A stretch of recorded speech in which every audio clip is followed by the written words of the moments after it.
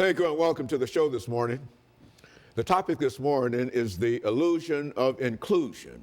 And we're fortunate to have with us to talk about racism, ethnicity, and discrimination at the 21st century, Dr. E. KSanford.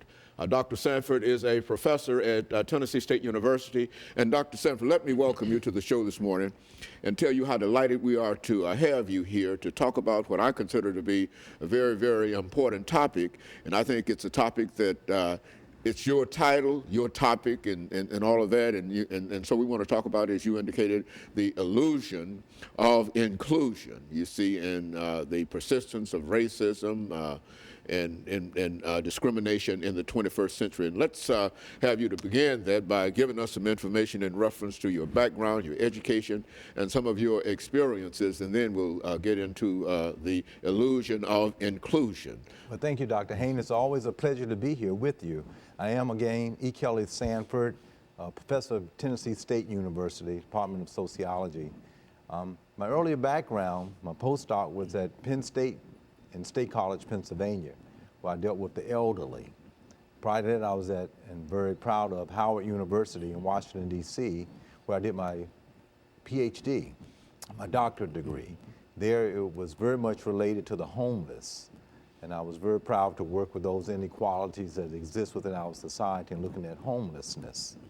My undergraduate degree is at North Carolina Central University and North Carolina in North Carolina, University of North Carolina, as well as North Carolina Central University. There I looked at student motivation, student retention at historically African-American universities. And again, I'm very proud to be here again today to talk about this issue of the illusion of inclusion. Mm-hmm. As a matter of fact, you've been with us before, as you've indicated, and as I've indicated on a number of occasions. But now, to begin this topic, the illusion of inclusion, it sort of bring us into your mindset in reference to this as a topic this morning. Yes, it is. And I want to try to start by stating the problem. As our viewers sit here and see us, as we think in terms of your viewers on this wonderful program that you have, we're all very fortunate that race relations in America has indeed changed. I think many of us just looking would have never thought that we would have a President Obama that would hold the presidency of the United States. We can think of how things were when things by law were segregated. Schools were segregated, places where ethnic groups could not even go and eat were segregated, could not go to movie theaters, things were segregated. But over time, with the civil rights movement, as we're talking about the 50th year of the 1965-64 Voting Rights and Civil Rights Acts that have changed laws, that have made things pretty much equal. Hopefully for us as racial and ethnic groups have an opportunity to have equal opportunity to jobs, to local places that you need to go to eat, to live, to purchase things. Our children now have another type of opportunity that were very unequal in the past because of segregation and discrimination that existed. But presently, we have those laws that give different racial ethnic groups opportunities. And those opportunities are present within our society. And I think many of us can really name it by the mere fact that we are here today on this television program. Gives us this idea that there's this type of freedom that we have, that we're unfeathered, if you will, by laws that kept us and prevented us from having certain type of equal opportunity. However, when we look at the economic disparities today, when we look at certain urban areas today, we still see places that are segregated. When we look at job opportunities, they're still unequal. These types of situations has still very much related to race and ethnicity in the 21st century. Therefore, I try to bring this attention to the illusion of inclusion, because we have a lot of people born in the 90s that feel this freedom, but still may not see the persistence of race and ethnicity and gender, if you want to put that in there, in today's society. And it's a very topical issue for us to be able to realize. And we have to spend focus on it as a problem that still exists and continues within our society today.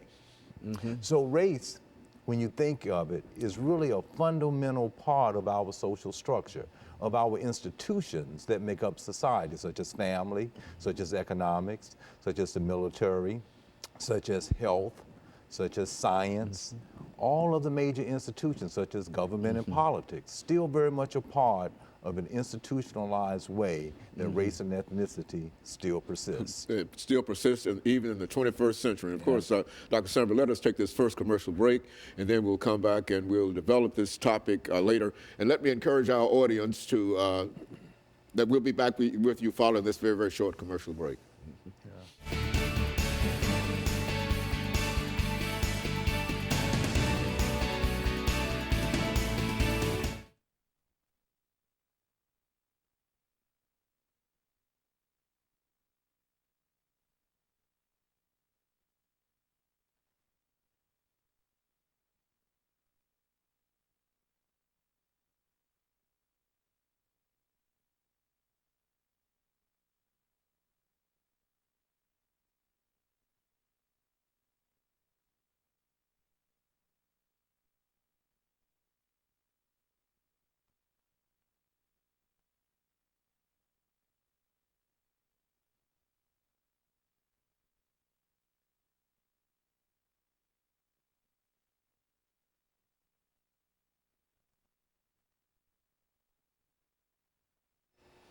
Thank you and welcome back to the second segment of the show for today. The topic is the illusion of inclusion, and Dr. Sanford has given us some excellent information during the first segment concerning his background, education, and some of his experiences. But Dr. Sanford, now you left off dealing with some of the aspects of where we were and where we are now in terms of race, ethnicity, and discrimination. But now let's see if we can pick up at that point during this second segment and have you to sort of develop that aspect for us. Okay, yeah, institutionalized thing for absolutely, because race is still fundamentally a part of our social structure, of all of the institutions that make up our society today. Although all of us know about the past, 244 years of enslavement, 81 years of Jim Crow laws leading into a civil rights movement that we talked about at the opening of the segment, we still see that ethnicity, race, gender, those types of issues still persist. Profiling for minorities such as Arabs, such as Asians, such as African Americans, people that are migrating here today. Immigration is a very topical issue presently in our society today. And people are still discriminated based on those type of perceived or alleged types of characteristics that make up race. The traditional aspect of it has always been these physical characteristics, these things that people just look in a certain way, and people then have stereotypes based on that. And as a result of that, a lot of younger people today feel like that everything is free, that they're not experiencing it anymore. They have the opportunity to go wherever they want to go. But when we look at the economics of it and economic disparities, health disparities, when we look at issues such as openness to be able to go into certain areas of study. It might perceive to be free and open. However, when we look at who is actually entering, we see quite disparities today based on race and ethnicity. So in many instances, this is still a real complex problem that we have today. And one of the reasons I wanted to open it up this time, because we've talked about this a number of times, because many people will say, well, no, I haven't experienced that this week, or I haven't experienced that. I live in an upper class neighborhood. I'm driving around in this type of car or that type of car. But when we look at the real sense of those that live in poverty in America, it's still disproportionately based on race. That's why it's such a fundamental part of our social structure, our society, because it's still very present. We have a certain small percentage of those who are minorities that seep out of it, but by and large, the larger percentages are still very much present in so-called low-income ghetto areas today. That's causing high crime rates in certain areas of our cities, not only urban but rural presently in our society today. Even when we look at our beloved state that we live in, we will see disproportionate amount of those who are in low income that have high infant mortality rates, who are African American, 12% roughly in this state. Some developing countries have less than that. And here we are, and race still matters. And so this illusion of inclusion. Now, how are we to react to all of that? I mean, Well, the illusion is simply we have this false sense of reality that everything is just fine. While we might have that sense that it's fine because we can have a freedom to go any and everywhere we want to go, we have to be very serious about, well, to what degree when I go there can I participate in this freedom? Do I have I got equal access to it, but can I go and actually be a purchaser of that? Now, I have this sense that I can go to any school that I want to go to, but have my economics place me in a position to let my child go and participate in that private school that's $15,000 a year for first grade or not? Or to be able to take advantages of certain extra workshops and programs for my children so they can develop? Or do I have the extra money to be able to do that? Now, when we look at health and health care, which I'm so proud of, you're talking about this illusion of inclusion, we can still see, and President Obama has had the Affordable Care Act, and you can see the backlash that was there up front. And we can see that it's worked. Over 7 million plus signed up for it. So many of those people were in very much need of health care. Not only that, some of the policies that are linked to it, such as if you had certain types of ailments prior to the ailment, they would say, well, your insurance would have said, well, nope, you cannot have assistance as a result of that. This is help. Who did this help? Not the rich, but the average person out there that's in everybody. need. Therefore, the illusion of inclusion. Sometimes we can be a professor or have a talk show and start thinking that, well, everything is just fine. But then as soon as you go and find out what something happened 10 years ago, and now we can't satisfy that today, well, who is that going to hurt? That's not going to hurt a wealthy person. That's going to hurt the average working, the illusion of inclusion. So I think that policy has helped. When we see on the international news that the president met the Pope, first thing they were talking about was this notion of international and national poverty. So there's this idea on our last segment that when we talked the last time I was here, this whole idea of helping those in urban areas that are still economically in need. So the environment and the culture, that is the culture of poverty that is present still within our society, impact those that are developing within that culture. Now, although we always talk about race and ethnicity and gender, our poor European American brothers and sisters are in that same economic category, have some of those same types of outcomes as well. So this idea of illusion of inclusion includes everyone, that everyone is in need of certain types of help programs that will help people in the future. So I think this is a very important topic for us to realize that we are part of the larger system as well. Very good. Now, you know, when you reflect on some of the challenges that we have in trying to overcome this whole idea, how do you see us working in order to make some of these ideas that we're talking about realities in the 21st century, make them for real? Yeah, absolutely. Well, but we're thinking not in terms an illusion, but to make them real. What do we do in reference to that? It's kind of like the issue of the complexity of it. A multi-pronged problem has to have a multi-pronged type of solution. Good. So the idea that this race and ethnicity is still so fundamentally embedded in our institutions, our same institutions need to recognize that this is indeed a problem. That's the complexity of it. Not only is it a racial problem, but it's also an institutional problem, right. And we probably won't be able to solve it unless we first deal with what? The institutions. Is that what we're suggesting Yes, here? Exactly. Well, further suggestion from many of our earlier segments that racism is institutionalized within our society that we live in. So we have to recognize that. And we can only do something about it to help heal it by, say, in our educational systems doing something about it, within our health systems doing something about it, with our economic systems being fair, as we can see that certain policies are trying to be changed today. Okay, Doctor, let's take this second commercial break, and we'll be back with our audience following this very, very short commercial break.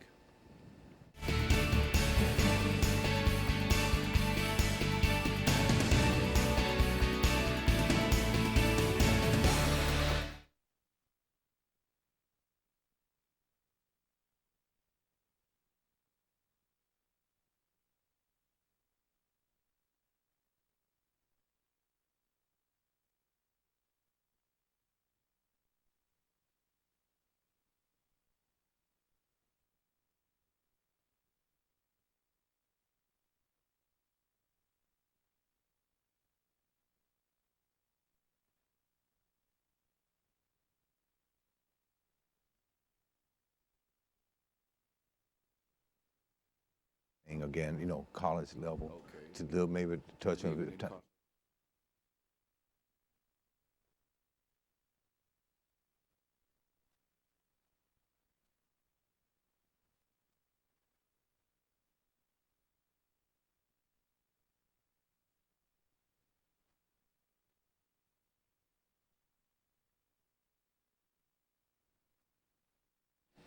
Thank you and welcome back to the final segment of the show for today.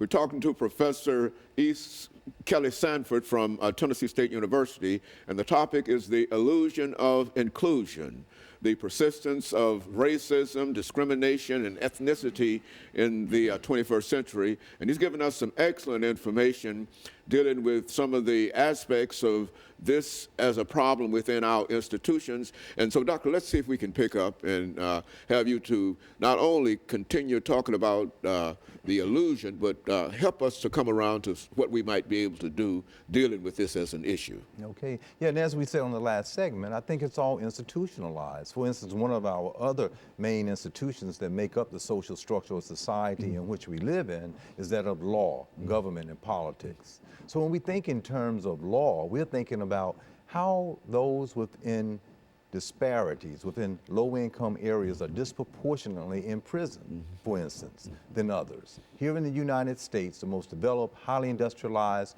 richest country in the world, where we have over 2 million people in prison, over 200 million in prison. More than anybody in the world. More than anyone in the world. I'm sorry, 200 million in prison. I think Russia has 680,000. And we are having, millions of people that are in prison. We need to do something about that. This is one of the problems of the false sense of identity, of how we need to try to bring some solutions to that problem, and it's certainly connected to another institution, that of economics. Economics is connected, of course, to the family. In those low-income areas where you have teenagers having babies, where you're having breakups within the family without parental type of assistance. All of these things are just causal factors that's related to some of the larger problems that we have in the society in which we live in. Although those same people, as we refer to as having this illusion of inclusion, are feeling this certain sense of freedom that moved out of the 60s movement to let them feel, well, I can go in a place, but now we have to work on the educational development, work on both families being there, work on people being motivated, having a desire and attitude about, which we will know, which many of the younger audience will not know about, just the 3 R's: reading, writing, and arithmetic. And in elementary, junior high, high school, preparing them for the universities to be able to cognitively think in a way of learning and being able to then develop themselves for the social structure of society in which we're living in. Those fundamental basic things are still very important for success. And I think everyone could have an opportunity to do that. That's why we started off the entire segment today by saying, look at us. Race is changing. But when we were there, we had to go with thinking that it hadn't changed, that the worst was there, and we developed and improved. So now, every opportunity is there, but we still need to focus on those still basic educational processes that helps you to develop and to prepare for the larger society in which we're living in. And so in a real, in a real sense, each generation has to indeed push forward some of the ideas that we developed after the Civil War, and that generation pushed us a little farther, and now the 60s pushed us farther, and now you're saying that this is the time for a new understanding of where we are and to move forward from that particular perspective. Is that what we're suggesting? That's exactly what we said. Charles C. McIntyre has a book that's entitled Racializing a Race, Criminalizing a Race. And in there she talks about how during slavery, many people were institutionalized into prisons. Now we look at Michelle Alexander's book entitled The New Jim Crow, where we still have these millions of people who are in prison, 2 million strong, and mostly are disproportionately African American and other minorities.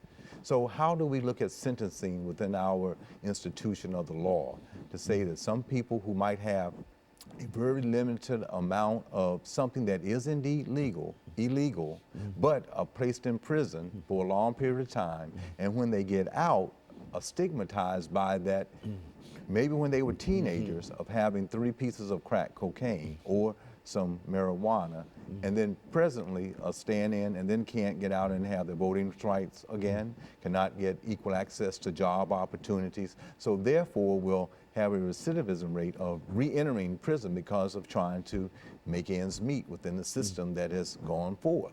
What impact does this have on the ability of Africans to vote, to get out and participate in the suffrage? And during the last few minutes that we have here, let's make some statements in reference to how this might be overcome if we were to become more involved in voting and the suffrage and et cetera. Make some statements in reference to that. Well, thank you so much. And I would like to say here in the Davidson County part of Tennessee, with that Michelle Alexander's book, there's been a group of us that's been meeting, and we've talked about this issue on when many get out, they do not have that right to vote again. And that's been very impactful. They are indeed citizens of the United States, the Constitution, but they lose that as they've gone in. And so many judges and lawyers that even attended these sessions felt that they needed to be changed.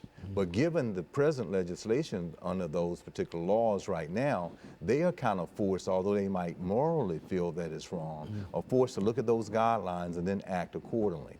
So this has really been detrimental. But I would like to say, out of those that are actually have the right to vote, we need to go out and then exercise that right and go out to the polls, because you got so many. I think we talked about a statistic earlier, out of the percentage of people in a particular county, only a very small percentage, maybe 6%, are actually utilizing their vote, while those, as you may very well know, during the civil rights movement or prior to that, out of slavery, out of the Civil War, fought very hard to have the right to go and have a vote. And now people will not exercise that right. So we need to have a strong push to go out and not be so caught up into this false sense of fairness, that everything is going to be righteous for people. That's that illusion of inclusion that we're trying to bring it back to as we're closing, to think that we have to go out and exercise that right to vote, but also understand those other institutionalized things that we have to make sure that we are part of the process too. Taking advantage of education, taking advantage of economic opportunity, workshops, those types of things to improve the society in which we're living in. And so in a real sense, there's an opportunity that we still have to make things better and make these illusions real, a reality of the illusions that we have. And so you think that the best way to do that is through political participation. That's sort of a mass kind of thing that you can get a large number of individuals involved in, and you can see almost immediate results simply because those who participate in the suffrage are such a small number that the only thing that it would take is for us to have some kind of commitment and get a large number of folks involved, and that we might be able to change some of the things that you're suggesting. Is that what we're saying here? That's exactly what we're saying, but I think even more so how complex it is, because people have this sense that everything is okay. That's why I won't go out and do it. While when we were growing up and others of your viewers were growing up, when we didn't have that opportunity, we felt a sense of need. We had this collective consciousness about trying to overcome. Now people feel that they have already overcome and everything is just fine. So some type of way, there's this push that's strongly needed to get people very much involved again with their kids as they are growing up, to understand that race is still fundamentally a part of social structure, although we've come up with different categories of other. Politically, that other can take away from some of the rights and privileges that females would have as well as others would have. And I would like to be able to say as well, and as we look back on this, sometimes it can get a sense that we're always bringing this issue up centered around race and those types of things, but it's really improved the society in which we live in. Let's look at it very concretely. President Lyndon Baines Johnson helped out with the Civil Rights Act that made it open and free for everybody to have some type of opportunity. President Obama has done an excellent job, and we have to also think that the Reverend Dr. Martin Luther King was very fundamental in that civil rights movement, those that were involved and the unsung heroes and sheroes that were participants in it to bring about change in our community here, as well as throughout the United States, as well as the world. Even with females that have these opportunities, sometimes we take for granted that they have opportunities to participate in sports. That came out of the civil rights movement with Title IX. No one at places just gave that right to them. People had to fight for them. And so this is very fundamental. But it goes back to how we have to still realize that we have to understand those rights and work, because race is still prevalent. Final statement. Do you think that change would be good for America? Absolutely. Change is good, and it's happened. It just has to continue to happen. Very good. And of course, let me thank you for giving us that excellent information. And let me encourage you to tune in again next week for another informative edition of Comments. Thank you and good morning.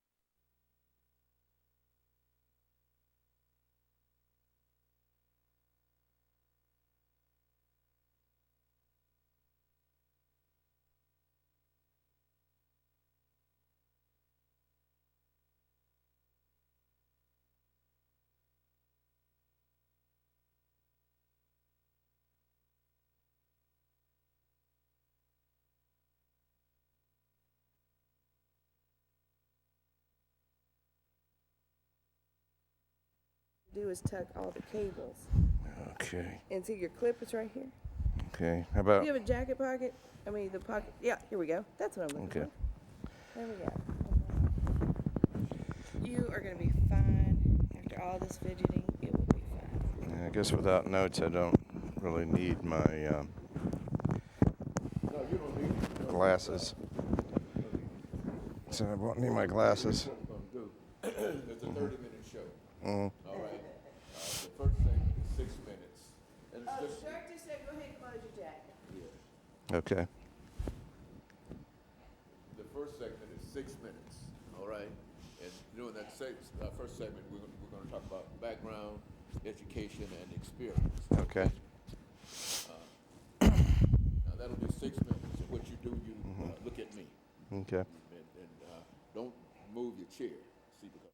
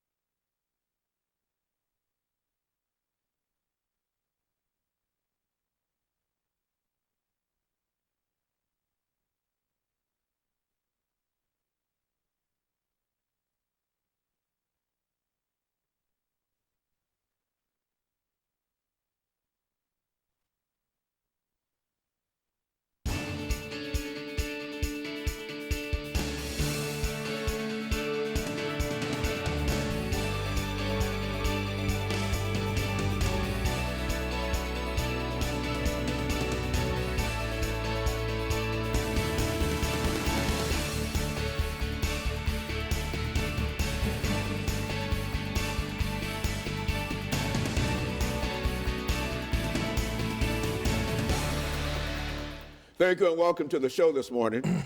The topic this morning is professional wrestling in the South. And we have with us to talk about professional wrestling in the South, Professor Robert Picard, a professor at Tennessee State University who has agreed to give us some information relative to the wrestling in the South, but from an historical point of view. And of course, let me welcome you, Professor Picard, to the show this morning. Thank you, Dr. Haney. It's always great to be with you. And to tell you how delighted we are to have you here with us this morning. You've been with us on a number of occasions, and each time you bring us such excellent information, and we anticipate that today. But before we get into dealing with professional wrestling in the South, Professor Picard, let's have you to give us some information in reference to your background, your education, and some of your experiences that made you interested in the topic that we're dealing with this morning. Then we'll talk about the topic during that second segment. Right. I was born and raised in Nashville, and I grew up here, went to public schools, to Stokes Elementary, West End High School, and then Hillsborough High School, then to MTSU, and was always interested in history and always interested in politics. I had a kind of a political background. Went to graduate school after MTSU up in Michigan, and then later at George Washington University in Washington, D.C., got my MPA there. And then throughout time, I spent a lot of time out of the area. I was, well, first out of the country. I was in the Peace Corps for 2 years, and then I worked in refugee programs in Asia and Africa. And I did some political work and also continued doing some refugee and development work while I was in Washington. And moved back to Nashville in 1994, worked for the local government here for a number of years. My wife is still working in the local government. And I began teaching part-time at MTSU about 12 years ago, and moved on to, I taught there for 5 years, and I've taught at Tennessee State since 2007, and at Nashville State Community College for 4 years, I believe, since fall, or I think January 2011. Taught at Motlow State for a while as well. So I've taught at several colleges in this area. And I've written a number of op-ed pieces for the Tennessean, as well as some things, some articles for the Tennessee Historical Quarterly. And I'm working on some articles now for the new Encyclopedia of Nashville. It's a brand new online encyclopedia. Wrestling is one of those topics. Popular culture, also politics and foreign policy are all my interests, and international affairs, human rights, civil rights. These are all things that I think, although they sound kind of disparate, I think they come together very well, and they do in this topic of wrestling. When I was a kid, of course, I watched wrestling on television, locally produced wrestling. Nick Goulas was a promoter. And it took me a while to, like most kids, children are usually, young people 10 to 12 years old are usually an audience for wrestling. And I kind of lost interest after a while. But then when I was in college in the 70s, one of my best friends, history major at MTSU, was a professional wrestler named Joe Rossi, who went as Joey Rossi. We favored each other, looked a lot alike. If I'd exercised then like I did now, we could have probably been a tag team because everybody thought it was his brother. And Joey's father was a legend in this area, Lynn Rossi. I wanted him to come with me today, but he unfortunately had some medical things to take care of, so he couldn't be with us today. But he was one of the greats. He's in Pro Wrestling Hall of Fame. Lynn Rossi was what is called in the trade a hooker or a shooter. A hooker or a shooter is somebody who has real wrestling skills. A lot of people who go into wrestling are not wrestlers, but he could wrestle. He could wrestle in the Olympics. He could wrestle in a street match. He could wrestle in what's called a shoot match in wrestling, which is where instead of that's something that's scripted or they make up as they go along, they actually are wrestling. And so I would travel a lot with Joe, and I would also, he would get me tickets, free tickets for the Wednesday night show.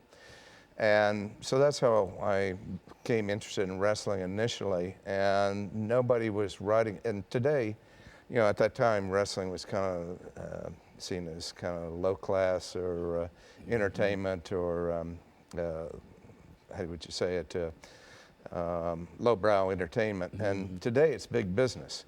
And we have TNA Wrestling, for example, here in Nashville. It's a national promotion. And so in a real sense, you bring to us today not only some information in reference to wrestling itself, but the history of it, that, excuse me, that you can put it within the framework and show how significant it was and people who participated in it. And those are the kind of things that I know that you have for us today. And so I want to take this first commercial break, and then we'll be back with our audience following this very, very short commercial break.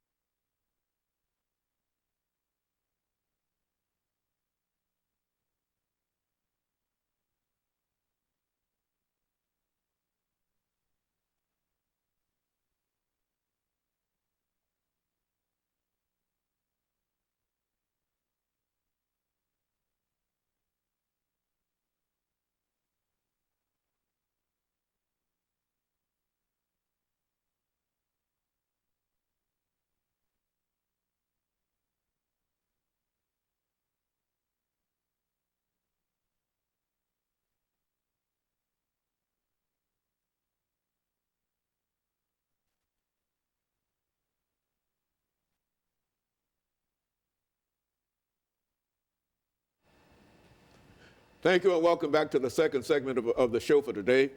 The topic is professional wrestling in the South, and we have with us to talk about professional wrestling in the South, Professor Robert Picard from Tennessee State University, who has given us some excellent information in reference to how he became involved in such a topic. And so, Picard, let's see if we might pick up at this particular point and to sort of look at the historical development of the art that we're talking about today. Right. And I think you've already indicated that it has been lowbrow and et cetera, but I think it has come to the level now of being able to, let's talk about it from that perspective. Absolutely. Professional or wrestling in general is the world's oldest sport. Every ancient society has a tradition of wrestling everywhere in the world. And the only sport that comes close is foot racing. And you think about it, wrestling is kind of a natural thing. I mean, probably everybody's been in some sort of wrestling match, even just a friendly little scuffle in their life. And of course, we have lots of metaphors that deal with wrestling with your conscience and so forth. And so for as long as it's been done for money. The ancient Greeks, of course, in the Olympics, they wrestled for money, and it was a very rough sport too. They went out and broke bones. It was to the end, basically. They didn't have that many rules. And you also had boxing, which was about kind of a cousin of wrestling, and you had something at that time called pankration, which was what we would today call mixed martial arts, which was basically just an out-and-out brawl with no rules. And they were paid. They were professional athletes. Now, move up to something like the Roman Games. And we think about the Roman Games as being fights to the death, and they really weren't. The fights between humans were not. Sometimes there would be fights between humans and animals, and those were to the death. And you had fights that were well, not fights, but public executions. They executed people in very horrifying forms during the games. And then you would have the fights between humans, and those usually weren't to the death. You could just hold up your index finger and it would be over. And these were professional people. Many were slaves, but even if they were freed, they would still fight. They'd fight 2 or 3 times a year, make a lot of money, have a lot of female admirers. And another thing, as old as the sport is, as wrestling or any of these other kind of similar sports are, women have always participated. The textbook we use at TSU talks about Spartan women training for childbirth, basically. They prepare for childbirth by playing sports, including wrestling. And in fact, the textbook says, and this is an exact quote from the textbook, they wrestled in tunics that other Greek women were found immodest. And so, you know, female wrestling was thought as kind of for titillation, but so was really for male. A friend of mine described pro wrestling as a male soap opera, and I would add to that it's sort of kind of a female strip show, because women, by the 1950s, about 60% of the audience was women. Now, in our times, of course, it came over from England, from Europe, and going back to colonial times, there were taverns that would sponsor wrestling contests and you know, catch as can. They basically had all kinds of styles of wrestling.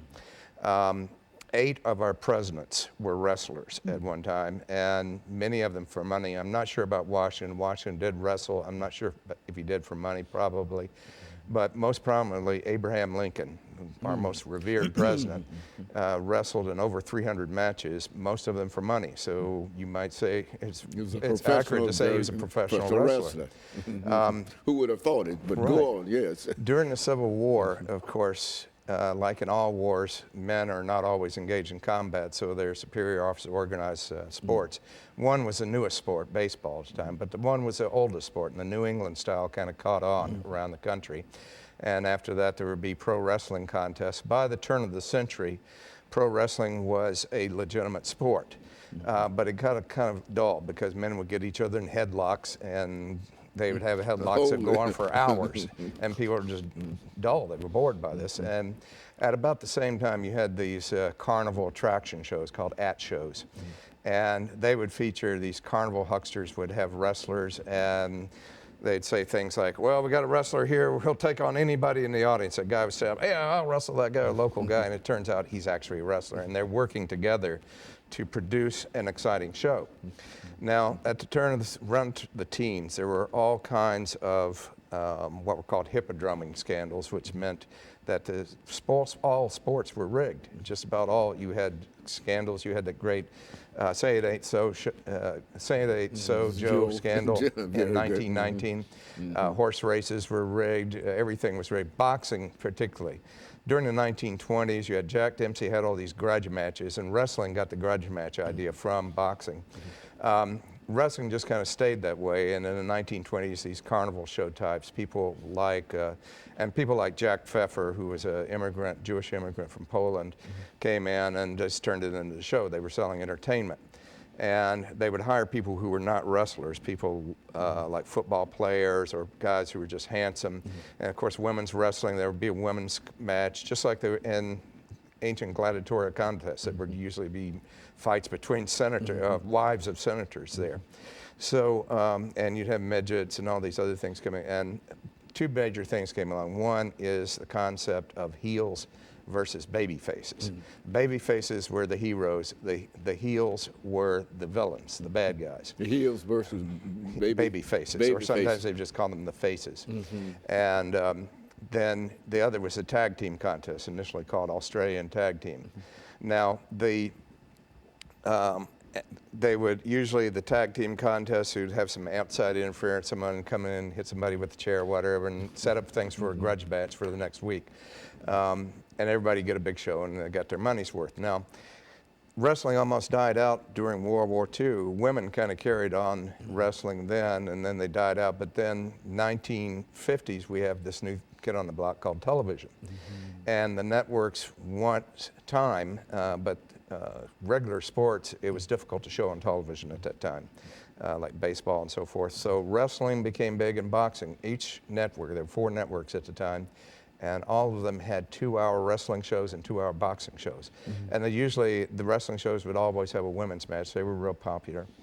1957 or so, that died out, and it went to the local promotions. Promoters were divided with local territories. Nick Goulas, who was a native of Birmingham, Alabama, grew up in a Greek section there, became the promoter in Nashville, and he had Alabama, Kentucky, Tennessee, part of Indiana. Very good. Let's stop it here for our final commercial break, Picard, and then we'll come back and allow you to start at the professional aspect of it during the last part of this show. And we'll be back with our audience following this very, very short commercial break. Okay.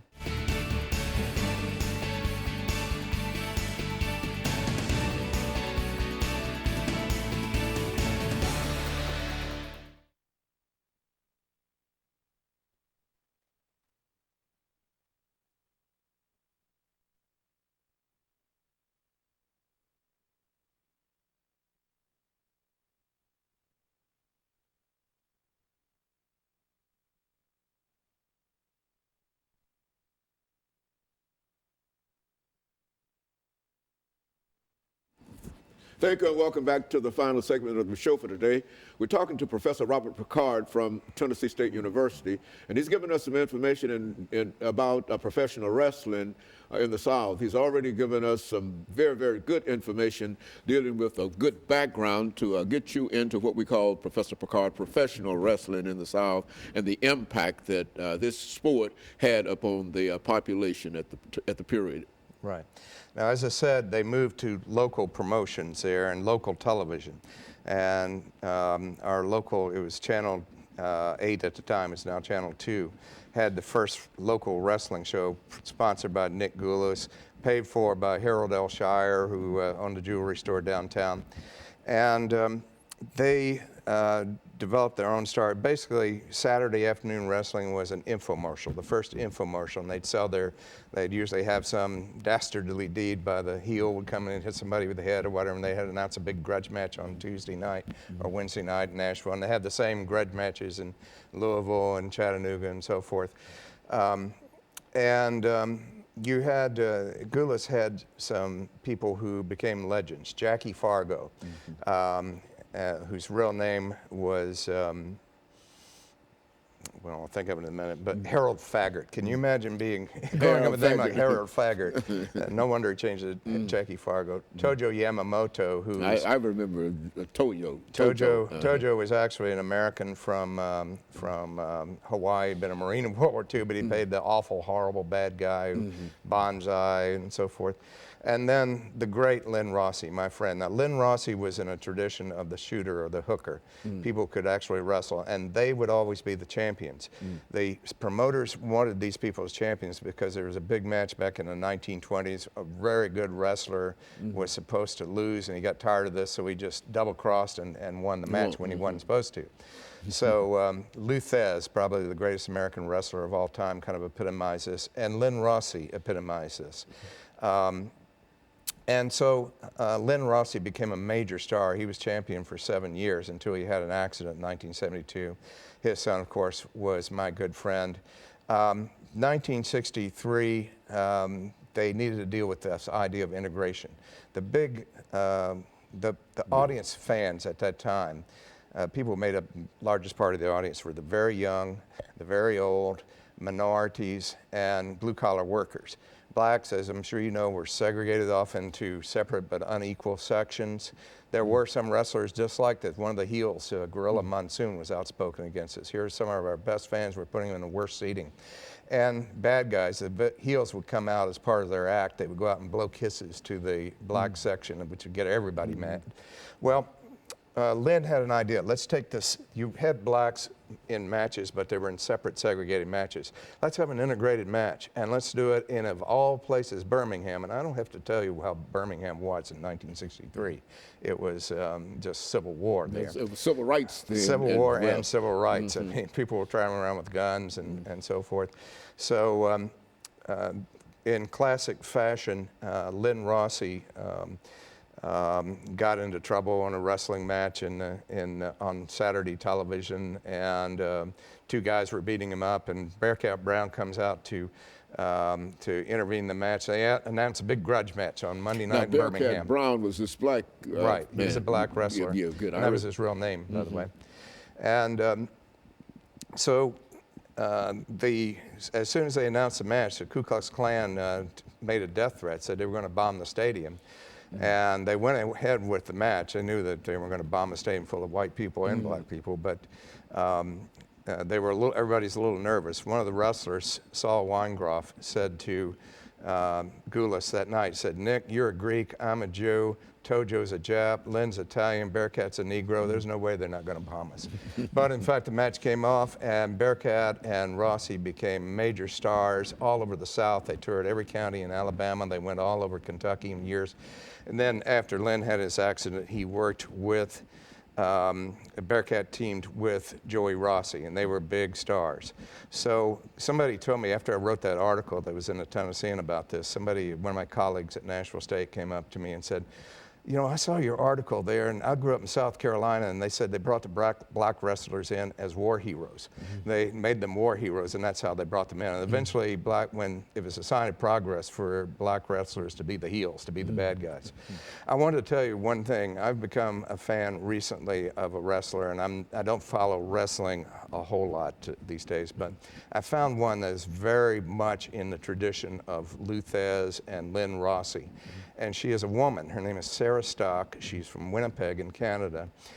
She works primarily in Mexico and Japan, and is like a household word there. She is very popular. She has a Canadian maple leaf. They call her Sarah la Canadienne. She worked for TNA based in Nashville as Sarita, and she is just immensely popular, and she is very good. She can pull off all these stunts and maneuvers. I wish we could bring it up, I could show you here, but she can pull all these kinds of stunts and maneuvers that excite the audience. But I wouldn't bet against her in an Olympic wrestling match or a street fight with a Marine. She is very good. She trains every day. Very intelligent woman, a prep school graduate with a degree from the University of Manitoba in chemistry, which I'm sure you agree is not the easiest subject in any College of Arts and Sciences, and trains every day. So she's someone I would look for, and I would hope that we'd see on TNA again or on the WWE, the big promotions. Goulas basically sold his promotion. He had competition from Jerry Jarrett, one of his former wrestlers, and from Jerry Lawler, another former wrestler, started and took Memphis away from him, his biggest town. And of course, you're familiar with the story of Andy Kaufman and his series of matches out there at Memphis. So Goulas sold out in 1980, retired, and then the big promotions came in and knocked out the local promotions. The WWE came along, or WWF it was called, run by this one family, McMahon's in New York. And I'm kind of rooting in a way for TNA because they're a local promotion and they're fighting against this big monopoly up there. So I hope they do well. I found out today, I called them and found out that Jarrett is no longer with TNA, who founded it. He's founding a new company that was in the paper the other day, Global Wrestling. So I wish him well. Now, don't you think that they're making a media comeback? Because I think that more folks are, I see more announcements in reference to wrestling now than I've seen in a long time. Yeah, when you were growing up and I was growing up, wrestling was lowbrow entertainment. Everybody said, oh, this is fake. And, you know, there were just some, but they'd had an audience and people didn't make money. Now it's big, major business. And you've got, I'm sure there are other shooters and hookers other than Sarah Stock out there. There are others who are good wrestlers and good performers. And I've been fortunate in my research to get to know some. Lorenzo Parenti died just recently, worked for Goulas for many years. I never met Jackie Fargo. I did meet Don Green, who owned a furniture store here in Nashville and several furniture stores, and was a total workaholic. I don't think man slept because he wrestled and worked for the as a guard in the jail and had 4 furniture stores. I met Cora and Debbie Combs, who both were women wrestlers who were very popular around the country. And I met Rick Martel many years ago, who became big with the WWF in the 1980s. All good people. You meet wrestlers, and of course they're like everybody else. You have some good and some bad, but most of the people I've met are, even if their persona is to be the heel, they are basically good people.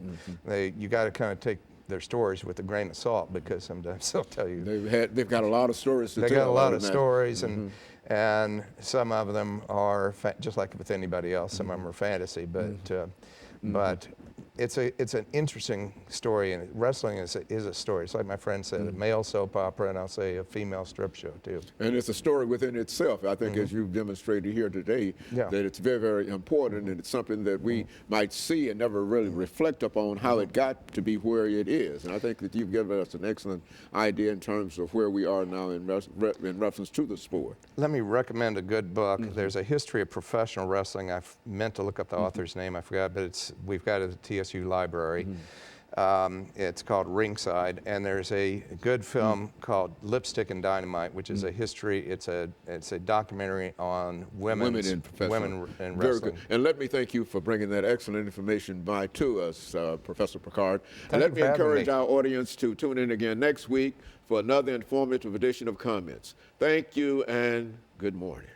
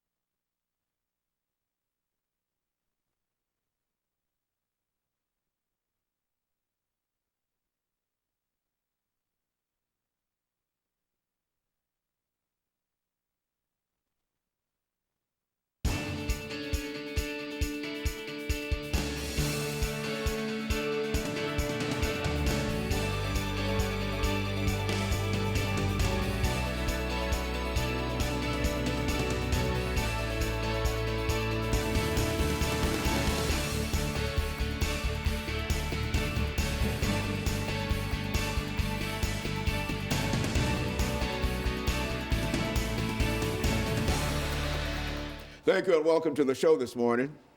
The topic this morning is overcoming the barriers of foster care.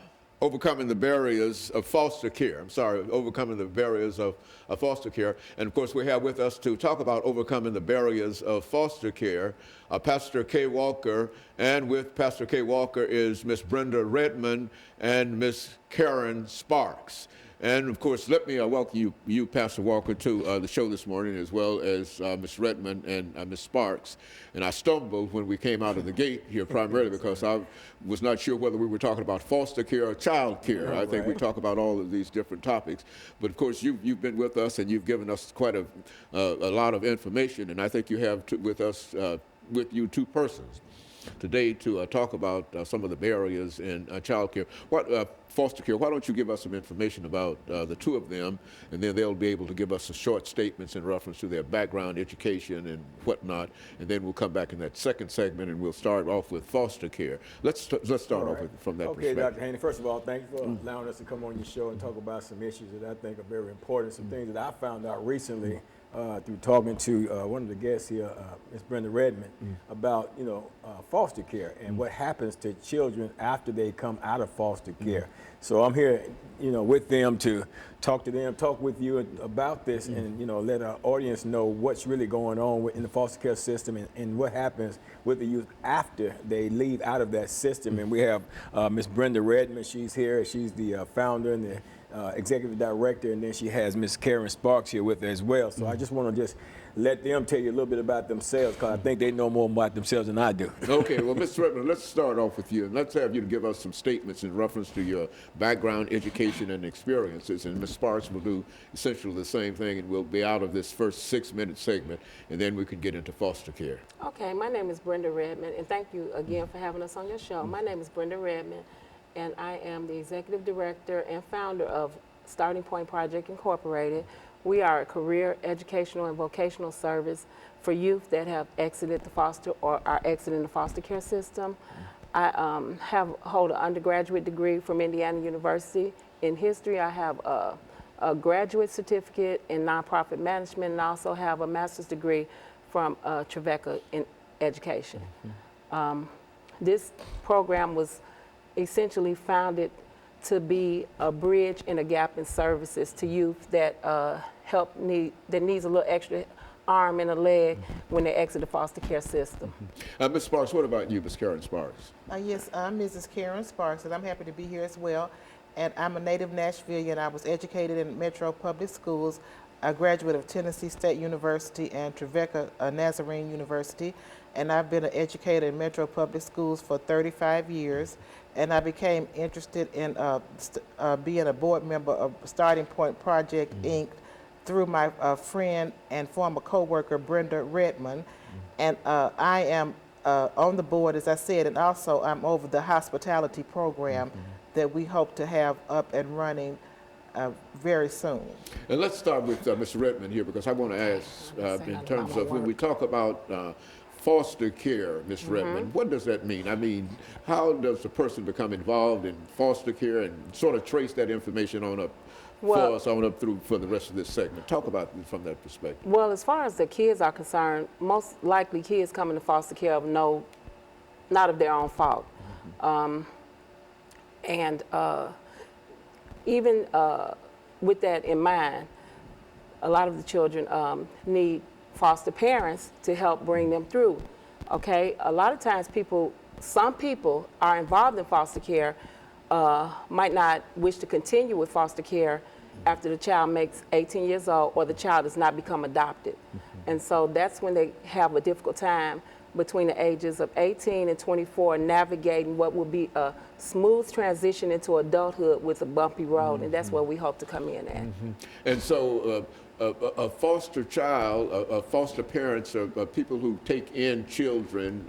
Yeah, foster parents are people who take in children that are not of their own in order to give the child some type of shelter to help them in the situation as if it was their own child. What we would like to see with children in the foster care system, that they would be able to be stable and placed with one family, a family that would help them transition from the time that they're adopted until the time that they leave foster care after 18. But of course, as we stated again, that sometimes is not happening. And that's where we come in to try to assist. And so today what we want to talk about and what we're talking about are some of the barriers that many of these children or adults face following foster care. And what we're going to do, we're going to take our first commercial break, and we'll be back with our audience following this very, very short commercial break. Okay.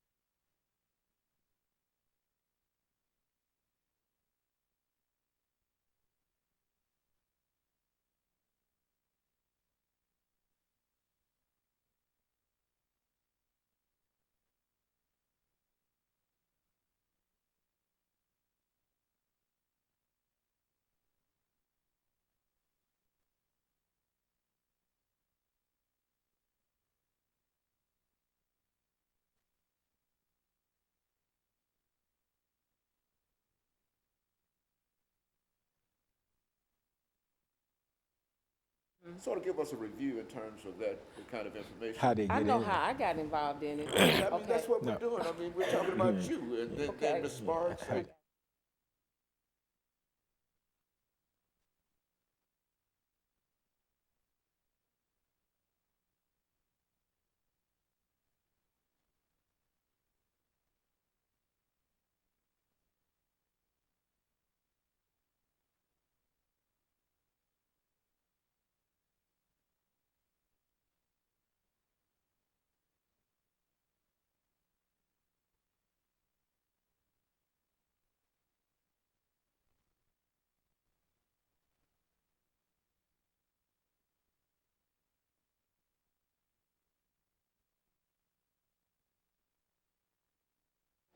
Thank you and welcome back to the second segment of the show for today.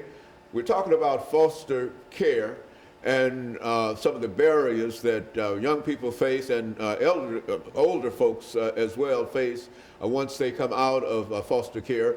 And Ms. Redmond has given us some excellent information, as has Ms. Sparks. And so let's see, Ms. Redmond, if we can look at the organization that you're in charge of, Starting Point, and tell us give us some information in reference to how you became involved in that organization and what are your objectives and how successful you've been. And then we'll allow Ms. Sparks to give us some information in reference to what the Metropolitan Public School System is doing in reference to foster care.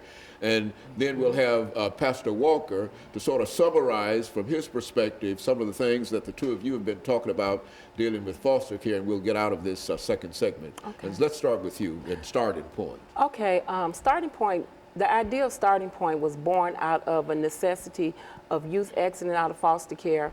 I was teaching at a well-known program that houses state youth, and I was teaching GED skills. And within that program, there were kids that were exiting foster care that were really, some of them were becoming homeless.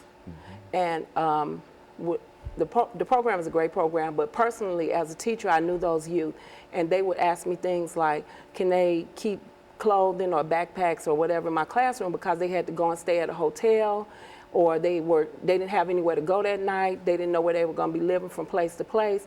And I started thinking, wow, this is not good. You know, these kids don't really have a place to go. There was a pregnant youth in my classroom, and she was not settled or stable. Even though she was in the program, there was still a lot of extra factors that was very detrimental to these youth.